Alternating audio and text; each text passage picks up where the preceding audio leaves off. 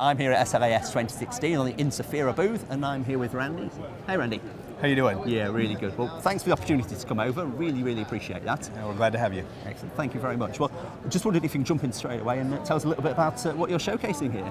So yeah, we're introducing our 14-day hepatotoxicity testing service. It's the newest of our contract research service offerings that we provide.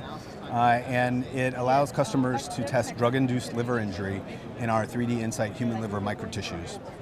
And this is a 14-day repeat dose protocol. It has an ATP endpoint, and it costs just $990 per compound, so it's a very simple, efficient way for customers to get started testing their compounds in our 3D model systems. Okay, so I wonder if you can tell me what makes this unique? Yeah, so what's really unique about the service is that our contract services are the only place where people have access to our proprietary 3D Human Insight liver microtissues. So these cells, when they're in a 3D configuration, display an enhanced longevity in vitro. So they persist in culture over a month, as opposed to the same cells grown in 2D, which would persist only a matter of days. Okay. And so they also display very organotypic liver-like structure and functionality, and that includes active biocanaliculi networks, also robust CYP activity and albumin secretion.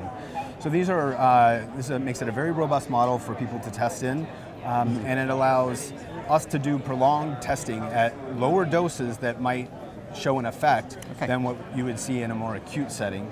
And so that really allows us to do a more accurate assessment of toxicity in this liver model. So how would a customer go about taking you up on this service? So it's very simple. The customers ship their compounds to us. We do standard runs on the first Tuesday of every month. So they just get our compounds, their compounds to us the Friday before. We do the compounds, we accept compounds either as solids or liquids. Okay. We make a 7-point dose response curve with those compounds. Like I said, we do repeat dosing at day 0, 5, and 9, and then on day 14 we do the ATP assay.